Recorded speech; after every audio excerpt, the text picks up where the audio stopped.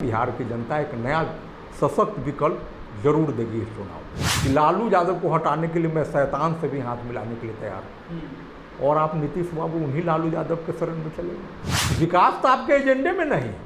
कैसे सरकार तोड़ जोड़ के बने, इधर सटे कि उधर सटे, इसी में तो देखते देखते 18 साल बीत गए। नीतीश बाबू का उस समय का सारा चुनाव प्रचार का आप निकालिए अभी विजुअल, सब में नरेंद्र मोदी के नाम पर वोट मांग रहे हैं। बिहार की जनता सोच चुकी है कि इन लोगों के एजेंडे से बाहर निकलना है। जो पिछड़ापन जो बिहार को जिस कैटेगरी में रखा जाता है और यहाँ पे पलायन को लेकर एक बड़ी समस्या है, महानगरों में पलायन लोग कर रहे हैं, इस समस्या से निजात आने वाले दिनों में मिल सकता है बीजेपी या उपेंद्र कुशवाहा जी की पार्टी की तरफ से, या फिर मिल सकता है सरकार पूर्ण बहुमत में? इस बार के चुनाव में सब स्थिति स्पष्ट हो जाएगा, क्योंकि बिहार का लोग 32 वर्ष से जो चचा भतीजा का राज चल रहा है, बड़का भाई छोटका भाई का राज चल रहा है, इससे लोग ऊब चुका है। बिहार की जनता एक नया सशक्त विकल्प जरूर देगी इस चुनाव में।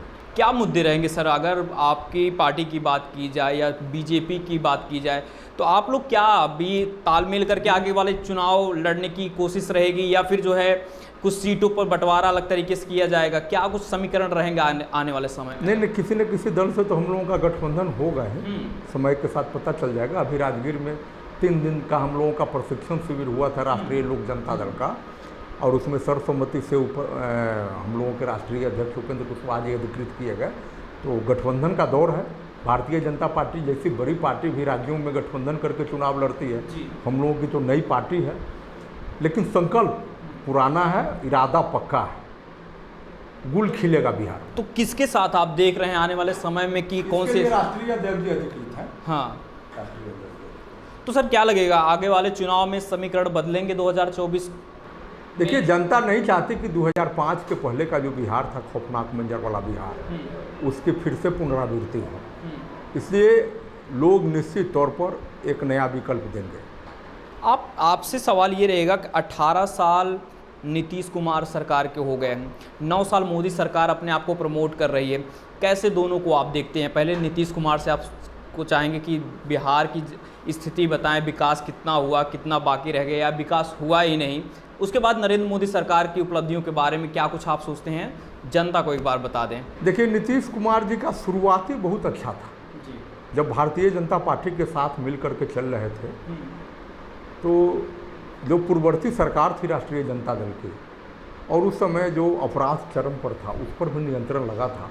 एनडीए फर्स्ट में जो सरकार था, काम भी हुए थे, लेकिन उसके बाद माननीय मुख्यमंत्री जी कुछ लोगों से घिर गए और वो अपने उद्देश्य से भटक गए। जॉर्ज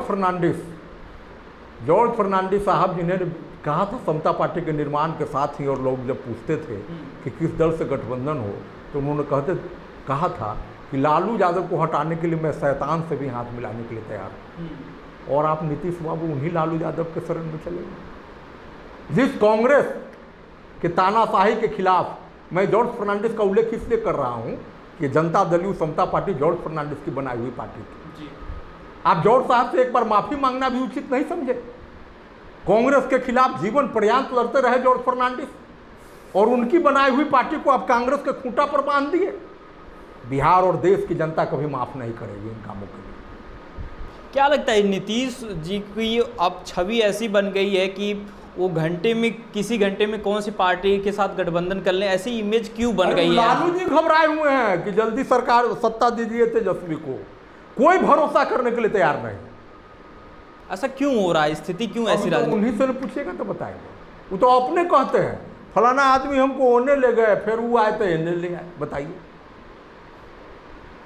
इस प्रकार का जवाब आया है कि नहीं आया? मैं पूछना चाहता हूं आपके चैनल के माध्यम से बिहार के लोगों को। उनका अपना निर्णय और पार्टी का तो कोई निर्णय रहता नहीं। एक आदमी आता है उन्हें ले जाता है, एक आदमी आता है इन्हें ले जाता है। और 17 वर्षों में 18 वर्षों में सरकार पूर्ण बहुमत का बिहार की जनता ने बहुमत दिया, अपनी पार्टी को अपनी जगह पर खड़ा नहीं कर सकती। सच्चाई ये है कि आज भी नीतीश बाबू का जनता दल अगर राजद के सहारे या एनडीए के सहारे नहीं लड़े, तो 2 गो लोकसभा आया था, वही 2 लोकसभा इनका जनाधार है, 4-5 गो विधानसभा, इसके अलावा कहीं कुछ नहीं है। तो आपको क्या लगता है कि 2024 में जो समीकरण बनेंगे उसी को लेकर 2025 में भी स्थितियां चेंज होगी, यहाँ सरकार बदलेगी, जनता जो है अब बदलाव की तरफ रुख कर रही है बिहार में? देखिए, बिहार की जनता तो उठ चुकी है। वो चचा भतीजा को देखते देखते, भाई भाई को देखते हुए, जात पात हेन तेन सुनते सुनते लोग, जो बच्चा जन्म नहीं लिया था वो सियान हो गया और कोई काम हुआ नहीं, तो कितना दिन जात पात का बवंडर चलाइएगा। लेकिन कहते हैं अभी नीतीश की सरकार या उनके मंत्री जो है ये कहते हैं कि हमने स्वास्थ्य मॉडल को बदला है और क्या कहते हैं शिक्षा के क्षेत्र में बदलाव किया है, सड़कों का विकास किया है। ये जो है विरोधी पार्टियों को नहीं दिख रहा है, उनको बस कमियां दिख रही हैं, हमारे विकास को वो नहीं दिख रहा है। पब्लिक है, सब जानती है। बिहार का जो बदहाल सड़क था, वो जब डॉक्टर रघुवंश प्रसाद सिंह ग्रामीण विकास मंत्री बने और उस समय जो खजाना खोल करके उन्होंने बिहार को दिया, भारत सरकार के पैसे से सब काम हो रहा है। अब का आमदनी क्या है जो जिस पर खर्चा करिएगा। आप तो आज़ादी के समय बिहार 2 नंबर में था, नीचे से फर्स्ट है। ये सच्चाई है कि नहीं है? नीति आयोग की बैठक में आप नहीं जाते हैं, आपको इतना विकास से चीर है, तो विकास तो आपके एजेंडे में नहीं है। कैसे सरकार तोड़ जोड़ के बने, इधर सटे कि उधर सटे, इसी में तो देखते देखते 18 साल बीत गए, कभी इधर कभी उधर। तो आने वाले समय में क्या फ्यूचर देख रहे हैं बिहार का? आने वाले समय में लोग महागठबंधन को नकार देगा। बिहार का लोग उठ चुका है। आप इसी रूप में समझिए कि हिंदुस्तान और पाकिस्तान का जब वजीर आलम हाथ मिला लेता है तो उसे दोनों देश का दिल नहीं मिल जाता है। मैं आपको एक उदाहरण बताऊंगा। सारण डिस्ट्रिक्ट में सांसद थे और हम लोगों के क्षत्रिय समाज के बड़े प्रतिष्ठित नाम आदरणीय प्रभुनाथ बाबू। आज भी सारण के इलाके में राजपूत बिरादरी और अन्य सभी बिरादरी में उनकी बहुत इज्जत है, लेकिन राष्ट्रीय जनता दल में जब चले गए तो लोगों ने उनका साथ छोड़ दिया। और उसी भीड़ में, उसी मिलन समारोह में सारण से आए हुए राजपूतों ने कहा था कि जब हिंदुस्तान पाकिस्तान का वजीर आलम हाथ मिला लेगा, इसका मतलब यह नहीं है कि हम लोगों का राष्ट्रीय जनता दल से दिल मिल गया। वे 2 नेता मिले हैं। उसी प्रकार से लालू जी और नीतीश जी को मिलने से वोटर मिल गए। इस गलतफहमी को निकाल देवे लोग। जिस प्रकार से लोकसभा में पिछली बार राष्ट्रीय जनता दल शून्य था, इस बार के चुनाव में राष्ट्रीय जनता दल और जनता दल यू दोनों मिला के शून्य हो जाएगा। क्योंकि जनता दल यू का जो 16 सीट है वो आदरणीय नरेंद्र मोदी जी के कमाल का है। नीतीश बाबू का उस समय का सारा चुनाव प्रचार का आप निकालिए अभी विजुअल, सब में उन नरेंद्र मोदी के नाम पर वोट मांग रहे हैं। तो एक आम कार्यकर्ता, छोटा से छोटा कार्यकर्ता भी नरेंद्र मोदी का नाम जप रहा है, या मुख्यमंत्री जी भी नरेंद्र मोदी का नाम जप रहे हैं। तो वो 16 सांसद देख, राजद के लोग खूब चेंगू पर कूद रहा है कि 16 को होने हैं तो 45 को हम लोग हो जाएंगे सांसद। बढ़ाइए चढ़ा के, एक सीट पर 3 को लोग जोड़ रहा है कि MP होगा। और ये नहीं पूछ रहे हैं कि भाई उनका जो 16 को पूंजी है वो तो भाजपा का पूंजी है।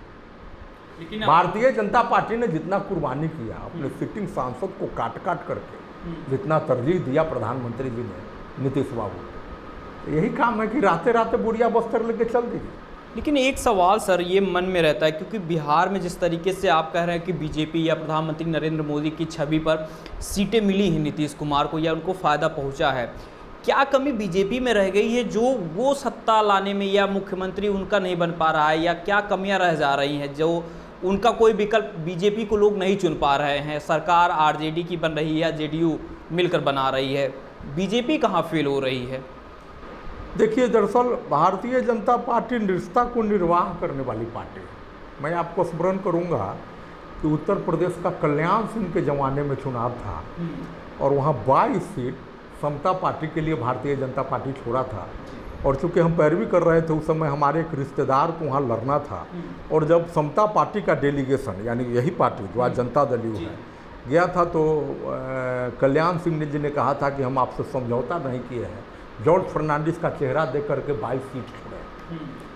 तो जॉर्ज फर्नांडिस ने जो रिश्ता बनाया था भारतीय जनता पार्टी से, कहीं न कहीं भारतीय जनता पार्टी के लोग उस रिश्ता को निभाने के लिए अपने आप को बिहार में खड़ा नहीं कर सके। ये बिल्कुल सच्चाई है।